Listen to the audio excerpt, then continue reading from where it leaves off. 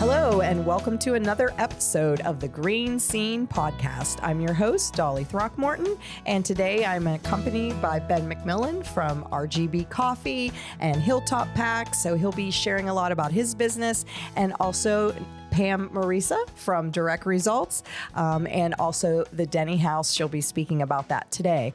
So today's episode, we'll be talking with some local business owners and also be talking about First Friday. We will have the very first one coming up here in December, and we're going to share a little information about that as well.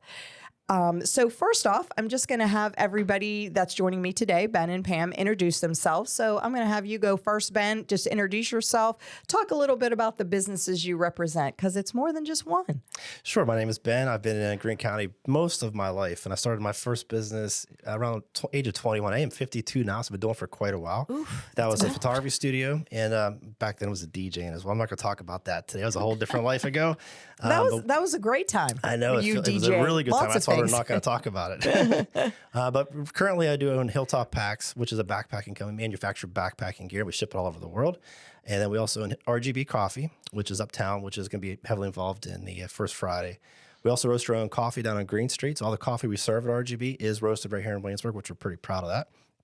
All that will be on sale, again, First Friday, of course.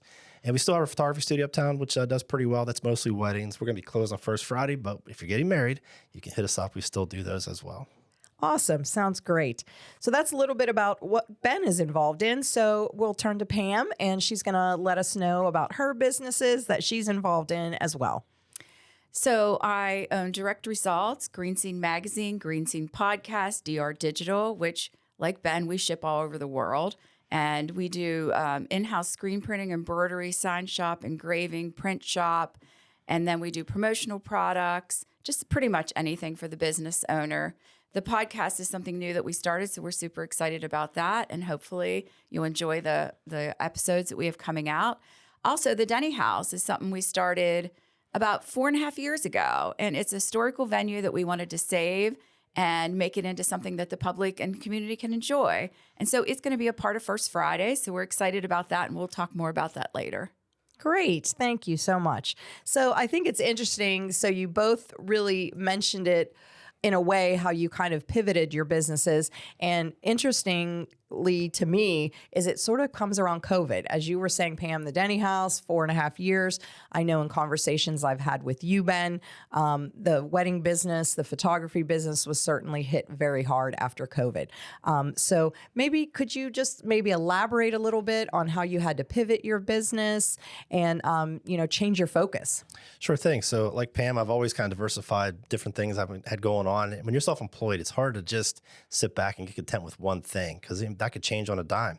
So I've always had other things going on. And so right before COVID started, so back in 2019, we started this little company in our basement called Hilltop Packs. We were manufacturing backpacking gear. And it was mainly just to give my daughter something to do. My oldest was at Penn State. My second daughter was finishing up high school. I kind of wanted to teach them how to start a company. I had these ideas for some backpacking gear, but I didn't want to make it myself. And so we basically turned our basement into a little sewing shop. And we did pretty well. We're doing like 30, 40, 50 orders a month until COVID hit. And then when COVID hit, our photography studio, we used to do 400 weddings a year, was effectively shut down in Pennsylvania. We still did some weddings in West Virginia and some in Maryland and Ohio. But for the most part, I was dead in the water for almost 1.5 years. So I had all this free time. So we really dug in to kind of built up this little business we had in our basement, Hilltop Packs, and found that there was a real need, a real niche that we could fill with custom printing the fabrics, which I had experience in. And that just made that company explode. And now we sell, about 50 to 60,000 pieces a year. We manufacture and we ship it out. And about 1,000 to 1,200 orders a month is what we're shipping out. And again, it's all over the world, over 50, 60 different countries we've shipped to. But we pivoted really hard, not really knowing where things were going to go in 2020. McMillen Photography is dead in the water. We did okay for years. So we weren't too scared initially financially, but towards the end of 2020, we're like, okay, we're going to be broke soon. We're going to lose everything if this doesn't work out. Sure.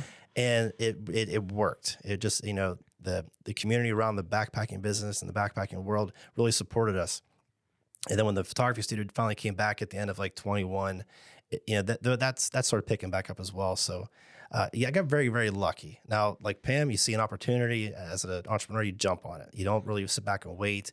you plan as much as you can, but the building of the business is the exciting part. You kind of know where you are, you know where you want to be, and it's that stuff in the middle where it gets messy. That's the challenge. That's the challenge Yes. we thrive in, and that was a very exciting time for me. As much as I was crying and complaining about McMillen Photography dying, I was also super excited about Hilltop Packs growing as big as it did. Well, I think that really, when you say, oh, I got lucky, I don't know about that. Maybe there was a little bit of luck, but there was a lot of hard work involved there. So you're always, looking how to make things better. And it's just, part of your nature for that matter. So that was how you kind of got started with interesting, giving my kids something to do turns into a business, right? Yeah. Is kind of what you said. So what about, how did you decide to roast coffee beans? Because you didn't have any prior experience there, right? Opportunity. So here's how that worked out. So we had our shop in our basement for the backpacking business first. Then we grew pretty quickly. And at the end of 2020, we moved out of our basement into a building up on High Street, which is above my photography studio. We moved in there. We were only there for like 9 months. We moved into the building that we're in now. So we had all this extra space, and we were growing. We were hiring employees, and I thought it'd be fun to open like a little coffee shop just for the employees, like a little cafe, like a little break area, but themed like a coffee shop. And I'm like, as I'm looking up for coffee gear, I saw that I could roast my own coffee. And I was like, well, I'm going to buy that. I'm going to roast coffee in my garage. That'll just be fun. And then my Aunt Bridget got involved in the roastery as well. And we just started like playing around with coffee. We're like, I think there's something here that there's no coffee roasters in Greene County. Opportunity. So I bought the big fancy roaster. We moved that into the shop down there. And almost immediately, the community kind of supported that as well. It was never going to be $1 million idea, but we did pretty well, pretty quickly. And then that eventually turned into opening RGB as well. Oh, absolutely. I think that's great. I mean, you hear that about breweries and wineries getting started. People just decide, oh, I'm going to start brewing my own beer. And then pretty soon it just takes off. So similar concept. It was kind of a hobby. And I was passing out coffee to my neighbors, and I was trying different things. And it was terrible at first. I did an awful job. But it took about 3 months to really perfect it. And it isn't hard once you get it figured out. But there's a lot of practicing, a lot of planning, a lot of just tracking every little thing that you're doing as far as time and temperature. But once you get it dialed in, it's pretty easy to repeat that process. And now we have a roaster who does it every Monday, every Wednesday. It's the same process, and he cranks it up pretty quickly. So It's not difficult once you get to that level. Sure. Well, that's amazing. It's just incredible how you've, turned that around. So similar situation maybe with you, Pam. I'm running solo today. Your partner, longtime partner, Shelly Brown's not here today, but she'll be, of course, on future podcasts. But you kind of came into that business with her, and then that evolved from there. So maybe you could tell us a little bit about how the things that Direct Results has added in, and then we'll just pivot to the Denny House and what your idea is there. Okay, so we started the GreeneScene Magazine about 25 years ago. And that within the first 5 years, it grew and grew. And everybody was asking us, can you get us pens? Can you get us hats? And we're like, well, we really don't do that. But all right, maybe it's time to grow. So then we grew into that. And then we ended up buying a sign shop. And then we ended up getting a building that could hold all our screen printing, embroidery, our sign shop, our engraving, and we just grew. We've moved 5 times and just grew. And then COVID hit. And this was after Shelly retired. And I was like, oh my gosh, I'm on my own. What do I do here? But then we saw a need that you couldn't get masks anywhere. And so at the time, Pine Tree Quilt Shop was next door, and they had all the material. And we decided, well, we might as well use our embroidery machines to make masks. So we had mass productions of making masks and shipping all over the world. And then I called Ben, like, how can we work together on this? So Ben and I got together on that. We provided free masks. We shipped to London, to Egypt, to Thailand. We were shipping all over the world masks. And so then after the manufacturing companies kind of got like caught up on that, that kind of died off. But I was like, I hate to say lucky because we just said it's not lucky, but my business didn't have a bad effect during COVID because businesses still needed things to keep them going. But during COVID, I don't know who does this, but apparently I did. I started 3 new businesses right when COVID hit. And I'm like, oh my gosh, is this the right thing to do to start it during COVID? But I was approached. I said, let's do it. So we took on DR Digital. We took on the locker room. We took on the Nest. Now we ended up selling the locker room, closing it, and opening the Nest and putting the Nest back into the university's entrepreneur classes' hands. And then it was like COVID. We were coming out of COVID, and I'm like, wait, that Denny House is for sale. And Kent and I went and looked at it, and there was something about it. We just couldn't get our mind off of it. So about 6 months later, we both said at the same time, I really want that house. I go, wonder if it's sold. So we looked and it went to auction and nobody had bought it. So we just made the bid on it and we got it. And I'm like, oh my gosh, now what? Now the real work began. So we put a lot of our own sweat labor into it. And there was so much poison ivy. I think I had poison ivy for 3 years and just pulling. And I like to get in there and get my hands dirty. And I had this vision of it. And I just wanted to work so hard. And Kent was ready to like practically divorce me because when we bought it May 21st, President Lee said, I want to have my alumni party here October 1st. And I said, okay. And Kent's like, are you insane? And so we had contractors there all summer long. And on October 1st at 5:58 p.m., it started at 6. I'm telling the contractors, get off the ladders. Let's go. We have a party. So we kind of forced ourselves to make it happen quickly. But, you know, even being in business there for 4.5 years, we're still learning. We're still growing. We still have a lot of bugs to work out. But I think it provides a nice place for the community. We have it decorated beautifully. It's a chance for people to come together in an atmosphere that just loves people. And it gives them a chance to have a nice venue, to get married, to baby shower reunions, rehearsal dinners, whatever. And we have 2 innkeepers on staff now that live there, Andy and Leanne, who are amazing. Her food's great. They're just so loving and so caring, and they just want to please everybody. So we offer anything, whatever your budget is, we have something to offer. So it's been working out well, and it's growing, and I'm very proud of it. And it's just a fun place to be. Yeah, absolutely. I can say from personal experience that I've had some really wonderful times there, wonderful food, drinks, you know, the whole gamut, live entertainment as well. So I think it's so impressive to me that both of you really branched out into an area that you had no experience in. You know what? It doesn't feel that weird to us. I know it doesn't. I know, but I hear you. I'll go back to luck and opportunity again. So there's a lot of luck in the world. There's a lot of opportunity, but only certain people have their eyes open enough to see it and recognize it, and take the risk to make something with that. So I do believe it's a lot of luck, but you have to see it. If you're not seeing it, you're gonna walk right by it. And most people walk right by opportunities every day. They're there. And we want more people to take more risk in this town and stay here and do more things. And it's scary to take the risk. And it's also the one thing I keep thinking about every time I want to start something new. I think, you know, the one thing I have going for me above all else is I'm not afraid of hard work. I can get in there. I'll work 15 hours a day if I have to. I'll do whatever it takes to make it successful. So knowing the fact that I'm not afraid to work always just pushes me a little bit closer to that goal and to take the risk and just go for it. Yes, I mean, that's true of both of you. You both aren't afraid to work hard. Also, I have an incredible team of like 40 people behind me, just with so many talents that I'm like, there's somebody on this team I know that has the talent to make this successful. And so with a team like that, I feel like I can do anything with this team. That probably is the secret weapon that we probably have is I trust people to make the decisions for me. Like me too. Get good people, put them in good positions. And that's probably the difference between someone like Pam and I versus someone who just has a great idea, who thinks they could do everything by themselves. You can't. You can't. You can't be a micromanager. You can't look over someone's shoulder and expect a good result. You got to step away, let them learn on their own. But you got to get the right people that can handle that stress of that position, knowing that they're a piece of the you know what I mean? They're a part of the whole process, and you got to let them be a part of that and take credit for that and give them credit for that. Oh, so absolutely. Finding the right people is key. You can't do it on your own. For sure. And I think that, you know, being an entrepreneur myself and, you know, being involved in small business my whole life as well, that's the big thing. You have to trust them to make those decisions when you're not there. And are they going to make wrong ones? Of course. Yes. Of course. But so are you, right? Yes. Nobody's perfect. So and it's about the training. You got to train. Absolutely. And you got to go over and hold people accountable. And like we call it here, POMP, peace of mind for Pam. So is it going to give me peace of mind? So whatever it is, make sure I have peace of mind, then I'm happy with whatever happens.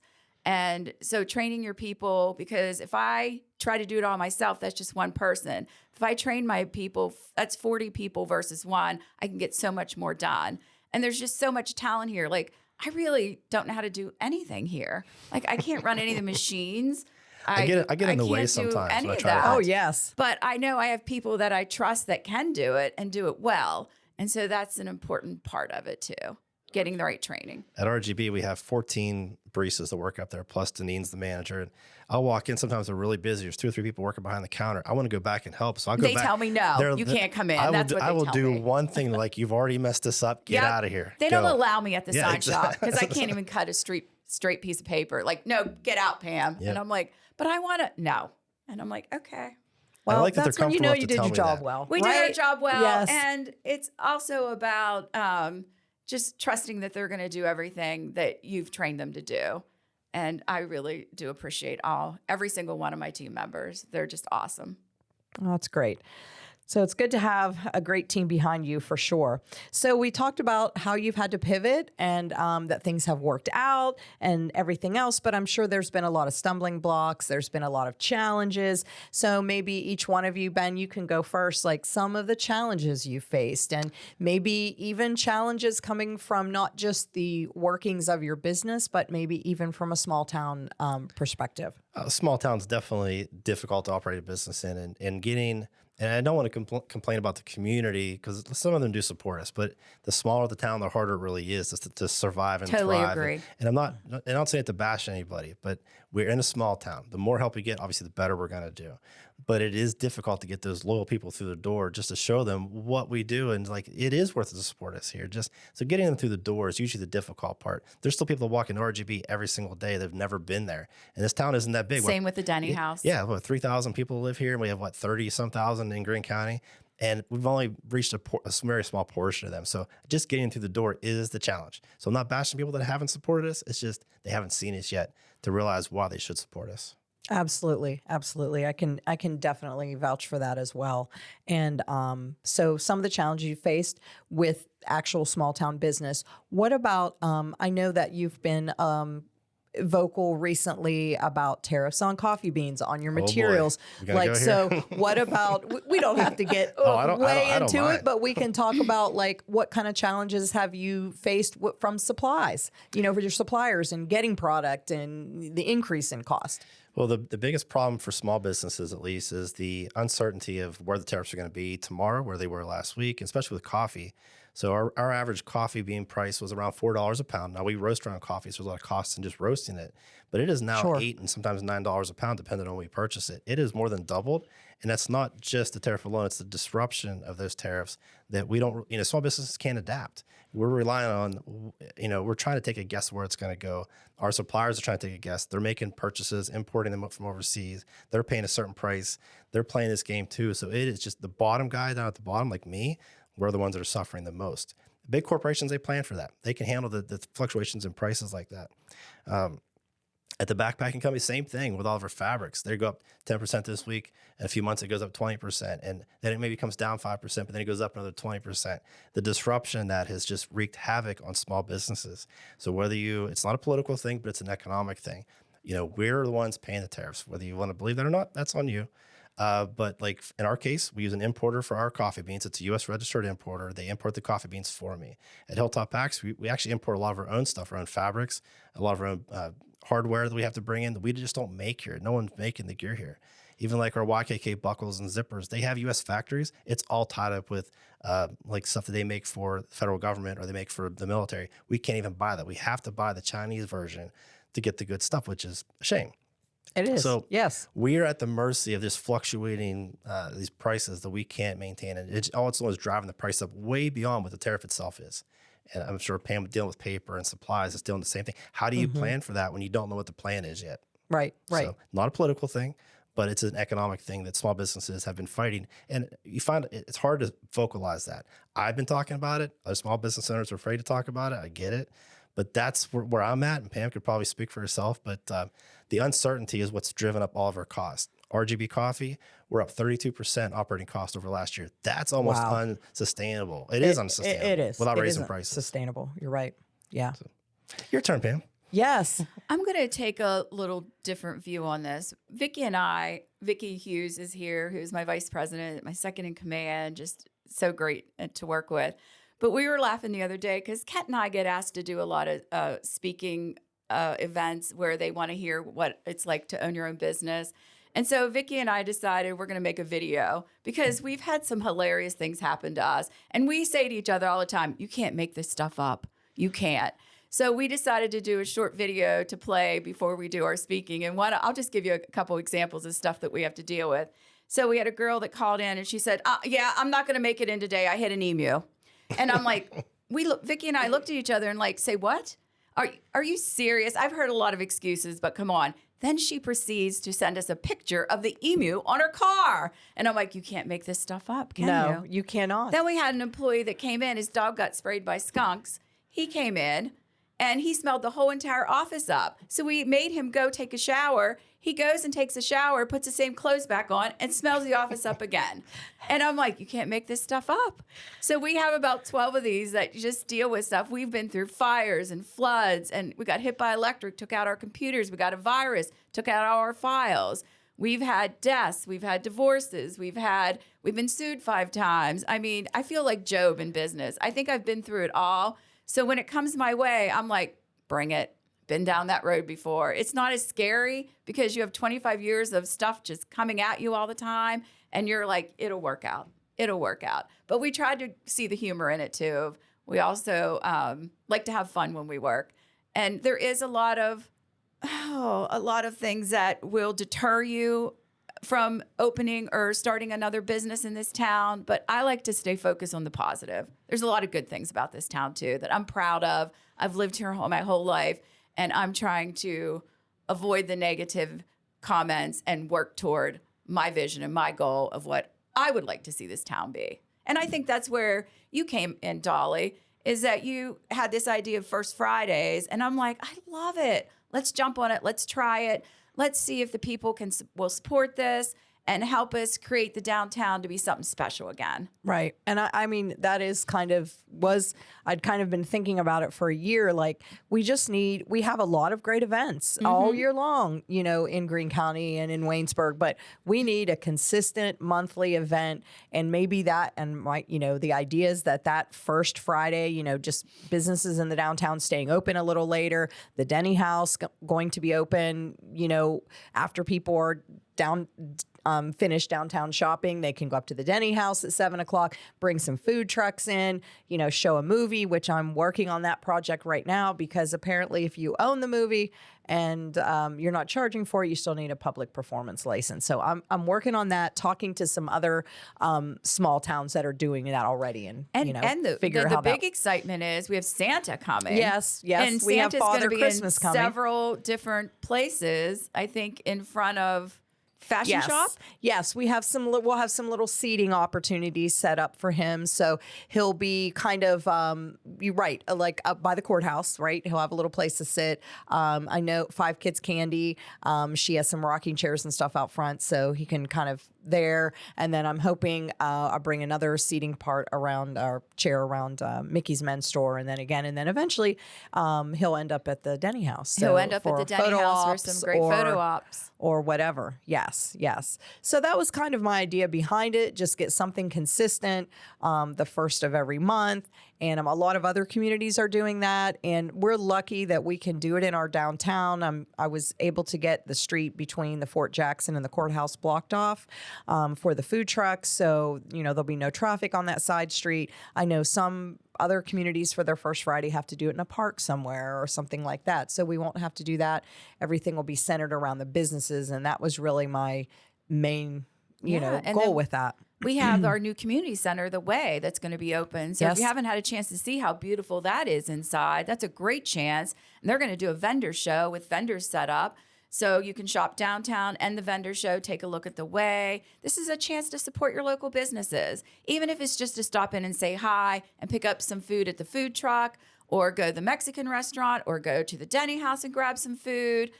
Denny House also has drinks. So The Way, you can maybe drop your kids off at The Way for some crafts and come to the Denny House and have a cocktail and some food.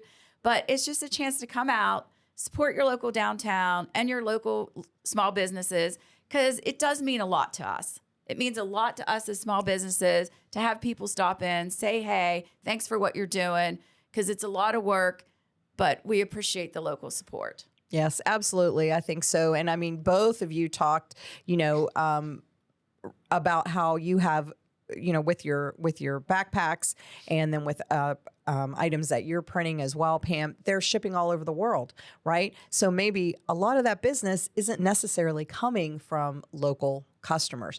And I think that's what they need to know. We need their support. Yes, we might be shipping things all over, but we need the support here. Well, the support, like the Denny House, we cater to Greene County people. That's our audience. And so we are reliant on people to come in and support us on Thursday nights or book a venue or a party there. Because if you're not booking or not coming, then we have to close. And then you're going to say, well, another business closed.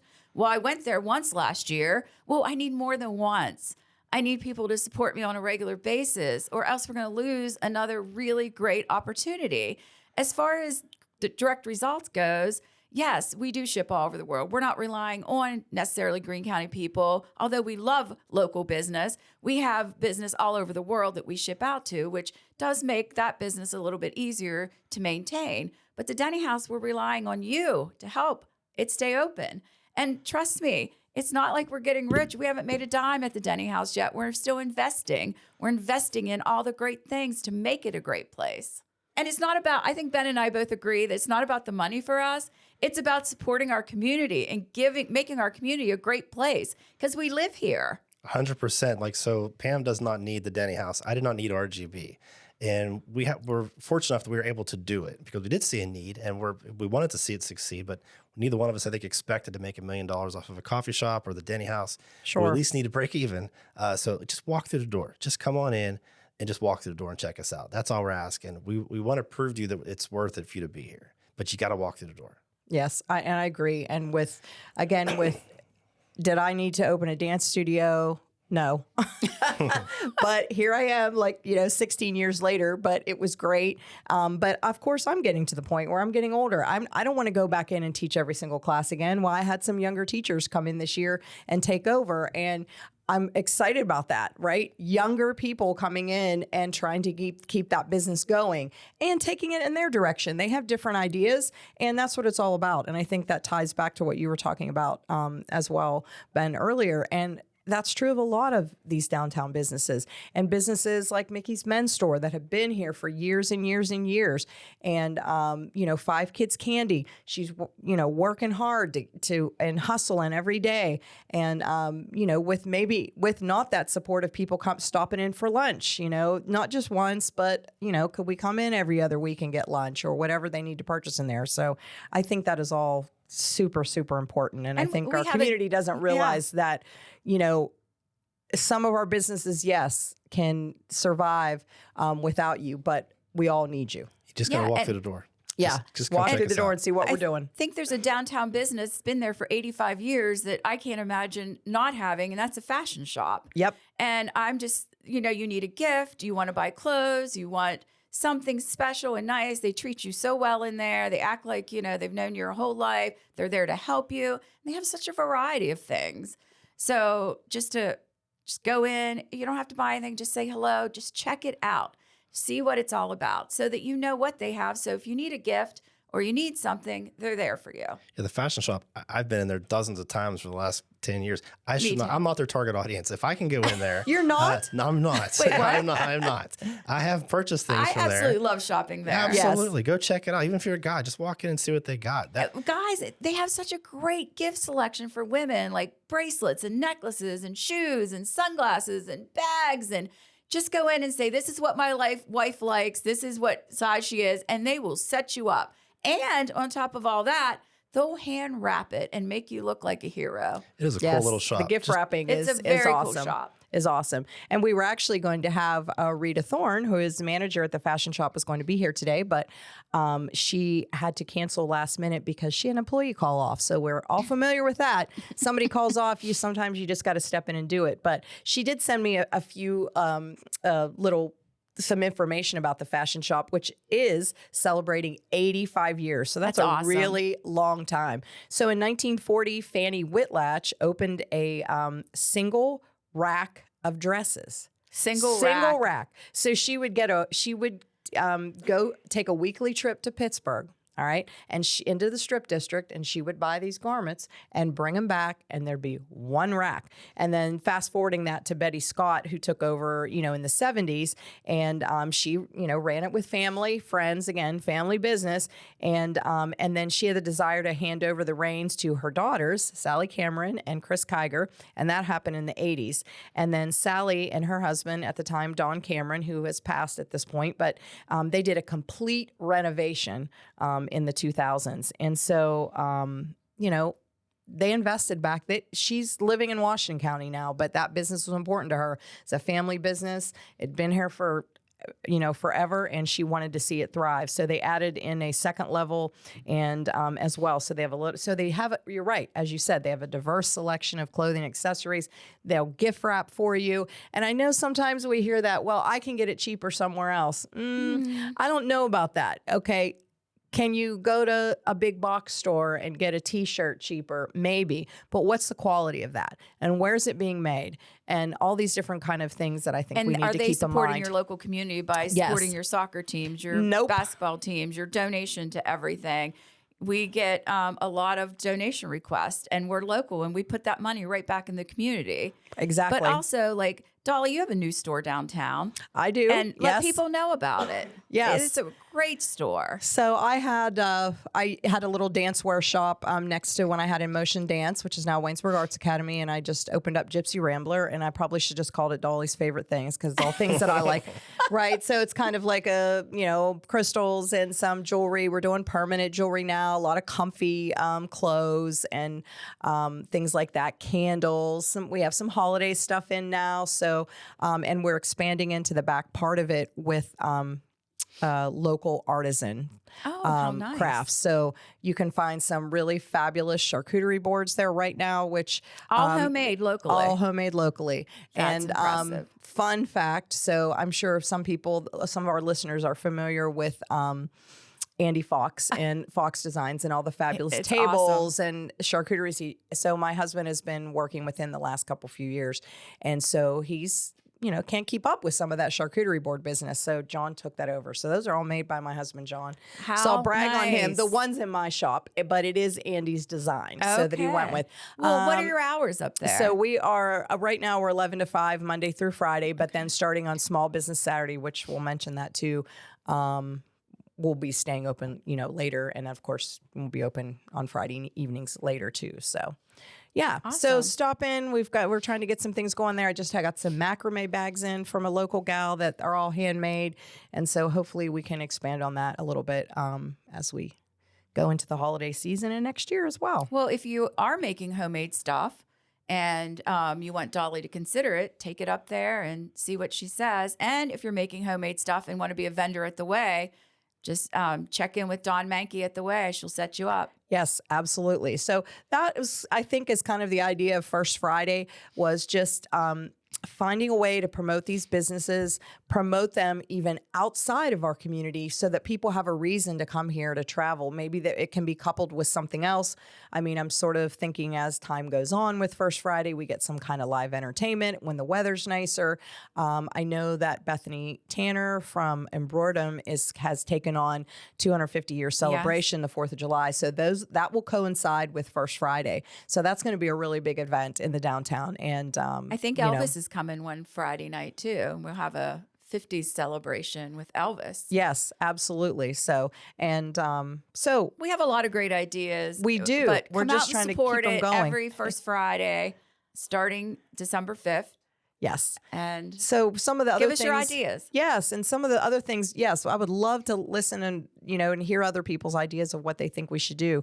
But if we're looking into the holiday season coming up, and on November 29th, that's Small Business Saturday, it is also our downtown holiday open house. So that's from 3 to 8. So I know RGB will be open, Gypsy Rambler will be open, other businesses are going to be open. Denny House will be there open as well. So this is your chance to support small business and the downtown. And they have a lot of great things going on. Of course, there'll be the lighting of the tree, but a lot of fun things to do. So that's the first weekend. And then the next weekend, we have First Friday, December 5th. We'll stay open till 7. After that, you can go up to the Denny House, get something to drink, listen to live music, just make a night of it. And on Saturday is the Christmas parade. Yep. That's Saturday, December Yes. 6th.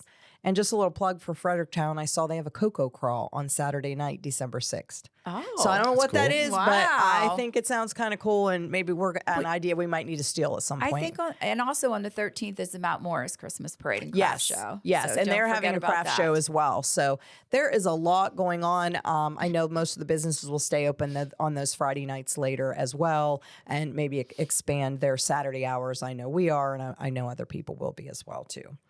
So good stuff coming up. So I'd like to thank you all for being here today. Anything else you'd like to add? Any other plugs, Ben? Support small business. I know it's easy to say. It's even easier to do. I promise. Just you're going to add more value to your life when you go downtown, you walk around, you walk into shops you've never been into. You can go to Walmart. It's cheaper. It's easier. No doubt about it. But you're going to add some kind of experience to your life that maybe you weren't thinking about. Walk into the fashion shop, walk into the Denny House. These are things we have here that most of the community has not even stepped foot inside. I'm telling you, there's value there in doing that. So just come out and visit us and check us out. Absolutely. And I think the other thing, like you said, you're going to get that personal service that you're not going to get in a big box store. You know, I had a customer come in last week. She was looking for something specific. I'm not just going to say to her, no, I don't have that. I'm going to look for it. I'm going to try to find it and see if I could get it in, and add something else, to that as well. And even events, I know the fashion shop they do their fashion shows a couple times a year. Even those kinds of things I would like to see expand in 2026 as well. Yeah. And then the Denny House, we have most of our events in the carriage house behind the Denny House. But every time we have an event or anything, the Denny House is open for tours. So we love to show off the Denny House. We like to give tours. And so just come up and check out the house.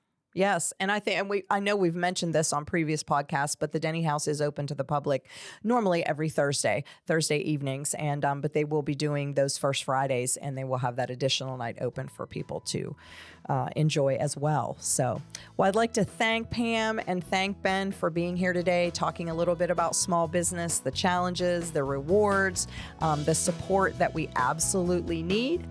So, we'd just like to thank our listeners for supporting the GreeneScene Podcast. And we ask that you join us again on a future episode of the GreeneScene Podcast. Thank you.